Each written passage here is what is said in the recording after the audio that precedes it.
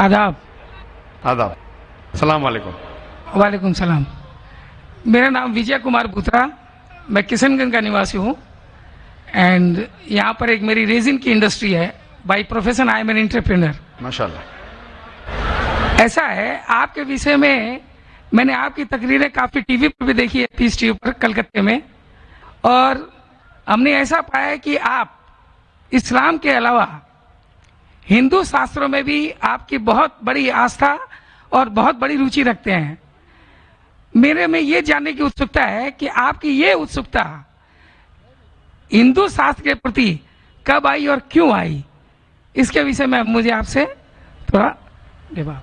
भाई साहब का सवाल है कि उन्होंने मुझे टीवी पे कलकत्ता में कई बार देखा है और ये जाना है कि इस्लाम के अलावा मैं दीगर मज़ाहिब के बारे में बात करता हूँ और हिंदू धार्मिक किताबों के बारे में भी मैं इल्म रखता हूँ। तो ये पूछना चाहते ये ख्वाहिश कब आई और कैसे आई। मैं जब मेरा मेडिकल कॉलेज में था तो मैं मुतासिर हुआ एक शख्स जिनका नाम था शेख अहमद दीदार। वो साउथ अफ्रीका के थे और वो इस्लाम और ईसाई मज़हब पे महारत रखते थे। जब उनकी तकरीर सुना तो मैं उनसे मुतासिर हुआ और मैंने कुरान और बाइबल का अल्हम्दुलिल्लाह इल्म हासिल किया।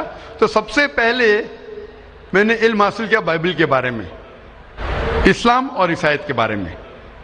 और जब मैं उनसे मिला उन्होंने कहा कि इस्लाम और ईसाईयत पे कई लोग तकरीर कर चुके और कई किताबें लिख चुके, लेकिन हिंदू मजहब और इस्लाम के बारे में वो चंद किताबें हैं। उन्होंने दरखास्त की कि बेटा ईसाईयत के अलावा दिगर मज़ाहिब के बारे में आप मुताला कीजिए और उनको भी पैगाम पहुंचाइए। और जब कुरान मजीद की मैंने आयत पढ़ी, कुरान मजीद में अल्लाह ताला ईश्वर कहते हैं सूरह अल इमरान में सूरह नंबर 3 आयत नंबर 64 में, तालौ इला कलिमतिन सवाइन बैना बैनकुम, आओ हम उस बात की तरफ जो आप और हम में यकसा है। सबसे पहली बात क्या है? अल्लाह नाबुदा इल्लल्लाह, कि हम सिर्फ एक ईश्वर की इबादत करें। वला नुश्रिका भी चाहिए कि हम आपस में किसी को शरीक न करें। वला यत्तखिज़ बादुन बादन अरबाबन मिन दुनिल्लाह, कि हम आपस में किसी को रब ना कहे। फइन तवल्लो, अगर वो ना माने फ़क़ूलू शहदू बिअन्ना मुस्लिमून, आप शहादत दो कि आप मुस्लिम हैं। तो जब मैंने कुरान मजीद की आयत पढ़ी जिसमें लिखा है कि जब भी आप गैरों से बात करते हैं तो उस बात की तरफ आओ जो उनमें और हम में यकसा है, और मजहबी किताब में यकसानियत भी है, डिफरेंसेस भी है। तो मैं कहता हूं कि कम से कम यकसानियत के ऊपर तो हम अमल करें, जो डिफरेंसेस है वो कल डिस्कस करेंगे। डिफरेंसेस तो है, मैं ये नहीं कहता डिफरेंसेस नहीं है, लेकिन जो यकसानियत है, जो आपकी किताब धार्मिक किताब और हमारी किताब में यकसा है, तो कम से कम उसके ऊपर तो अमल करें।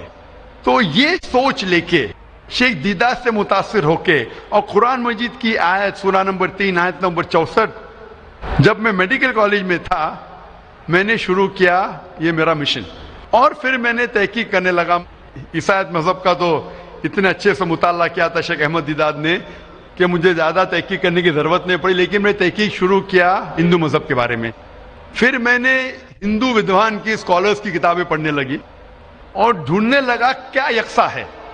लेकिन कुरान मजीद में कहा गया है कि सबसे पहली बात है अल्लाह नाबुदा इल्लल्लाह, कि हम सिर्फ एक ईश्वर, एक भगवान, एक अल्लाह की इबादत करें।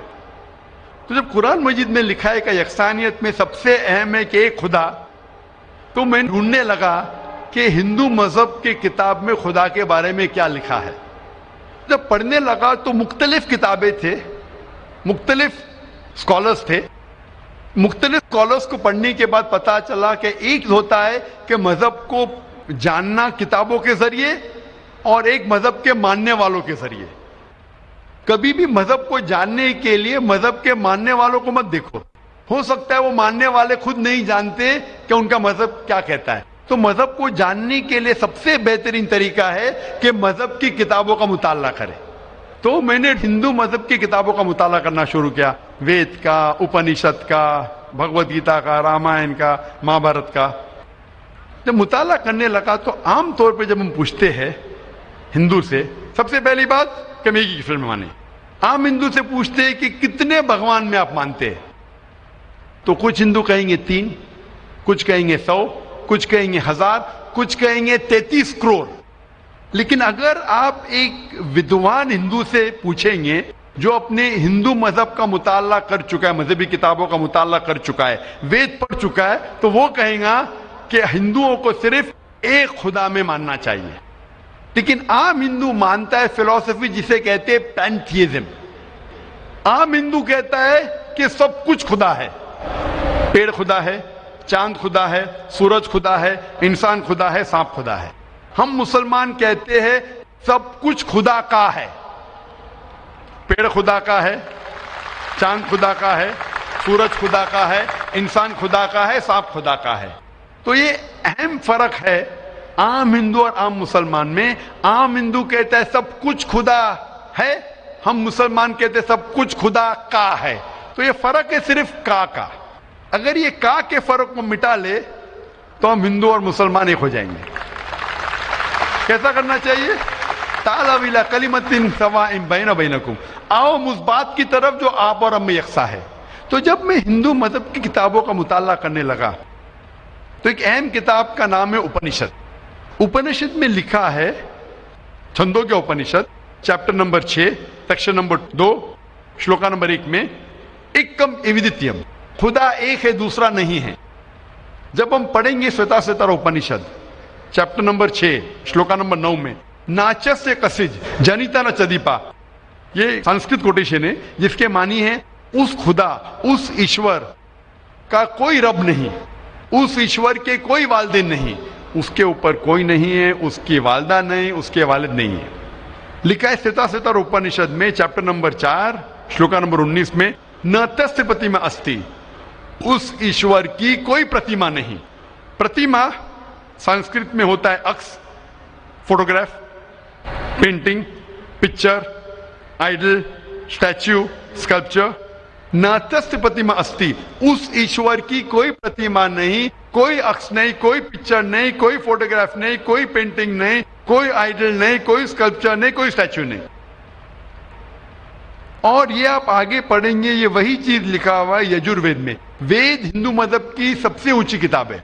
यजुर्वेद में लिखा है चैप्टर नंबर 32 श्लोका नंबर 3 में, न तस्य प्रतिमा अस्ति, उस ईश्वर की कोई प्रतिमा नहीं, कोई अक्स नहीं, कोई फोटोग्राफ नहीं, कोई पेंटिंग नहीं, कोई पिक्चर नहीं, कोई स्टैच्यू नहीं, कोई आइडल नहीं, कोई स्कल्पचर नहीं। तो जब आप हिंदू मजहब की किताबों का मुताला करते पता चलता है हिंदू मजहबी किताब में भी लिखा है खुदा एक है, उस खुदा का कोई अक्स नहीं। और ब्राह्म सूत्र जो हिंदुइज्म का है वो एकम ब्राह्म द्योत्या नास्ते नैना नास्ते किंचन, भगवान एक ही है, दूसरा नहीं है, नहीं है, नहीं है, जरा भी नहीं है। There is only one God, not a second one, not at all, not at all, not in the least bit. तो इस जरिए से मेरा मुताला शुरू हुआ। सबसे पहले तहकीक करने लगा मैं कि हिंदू मजहब की किताब में ईश्वर का क्या जिक्र है, भगवान का क्या जिक्र है। और पता चला जिस तरीके से कुरान मजिद में लिखा है खुदा एक है, वही लिखा है हिंदू मजहबी किताब में। जिस तरीके कुरान में लिखा है उसका कोई अक्स नहीं, वही लिखा है हिंदू मजहब में। जिस तरीके से कुरान मजिद में लिखा है ना वो किसी से जना है ना किसी को जनता है, वही चीज लिखी हिंदू मजहबी किताब में। तो मैंने कहा जो यकसा है तो इसके ऊपर अमल क्यों ना करे।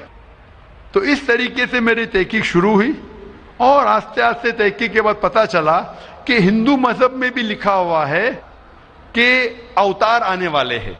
अवतार लोग समझते हैं कि भगवान एक इंसान का रूप लेता है, ये एक मानी है, लेकिन सही मानी है संस्कृत में मतलब भगवान खुद नहीं, भगवान किसी को भेजता है। तो अवतार के सही मानी है जैसे हम कहते हैं पैगंबर। तो भगवान ने, ईश्वर ने कई पैगंबर भेजे और आखिरी पैगंबर का जिक्र हिंदू मजहबी किताब में है, कई किताबों में है, वेद में है, उपनिषद में है। कई मिसाल दूंगा एक, कल्कि पुराना में लिखा है कि आखिरी जो अवतार आने वाले आखिरी पैगंबर वो कल्कि अवतार है। उनके वालिद का नाम है विष्णु यास। विष्णु मतलब खुदा, यास मतलब नौकर, खुदा का नौकर। अरबी में करेंगे तो हो जाता है अब्दुल्ला, जो नाम था मोहम्मद सल्लल्लाहु अलैहि वसल्लम के वालिद का। उसके वालिदा का नाम है सुमति, मतलब शांति, अमन। अरबी में हो जाता है आमिना, जो मोहम्मद सल्लल्लाहु अलैहि वसल्लम के वालिदा का नाम था। इसमें लिखा है कि इन्हें वही आएंगी एक केव में, एक गारे में, जो मोहम्मद सल्लल्लाहु अलैहि वसल्लम गारे हिरा में आई थी, उन्हें वही आएंगी रात के वक्त। वो बाद में जाएंगे नॉर्थवर्ड और फिर वापस आएंगे। मोहम्मद सल्लल्लाहु अलैहि वसल्लम ने हिजरत की थी, मदीना की तरफ वापस आए, उनके 4 करीब दोस्त होंगे, इसमें 4 खुलफा राशिदीन है। इस तरीके से डिटेल में लिखा गया है आखिरी पैगंबर, जो आखिरी अवतार जो आने वाले मोहम्मद सल्लल्लाहु अलैहि वसल्लम। तो मैं कहता हूं हिंदुओं से कि आप अपनी हिंदू किताब का मुताला कीजिए और हम हिंदू और मुसलमान एक हो जाएंगे। तो इस तरीके से मेरे तहकीक शुरू हुई और मैं दुनिया भर में कोशिश करता हूं अमन का पैगाम लोगों तक पहुंचाए। जी भाई साहब, आपने जो उपनिषदों का वर्णन किया उसके साथ में एक लाइन और जोड़ता हूं, जहां पर यही लिखा हुआ है कि ईश्वर एक ही है। वो हमारी श्रीमद् भगवद गीता है, जिसे हम श्रीमद् भगवान की वाणी या ईश्वर की वाणी कहते हैं। उसके चैप्टर नंबर 18 श्लोक नंबर 66 में है, अनन्या सर्व धर्मान परित्यज्यम मामे कम शरणम प्रजा अहम त्वाम सर्व पापेभ्यो मोक्षयिष्यामि मा शुचा। उसमें भी एक ही ईश्वर की ओर इंगित किया गया। तो आप जो कह रहे हैं एकदम सही और एकदम यथार्थ है कि हमारे हिंदू में एक ही ईश्वर की है, बाकी रूप हमने अनेक मान दिया है। ये एक आस्था का विषय हो जाता है, साकार रूप निराकार रूप वो अलग है, लेकिन ईश्वर तो हमारे यहाँ भी आपने एकदम ठीक फरमाया है। गीता भी हमारी यही कहती है। धन्यवाद आपको बहुत बहुत। जज़ाकल्लाह शुक्र।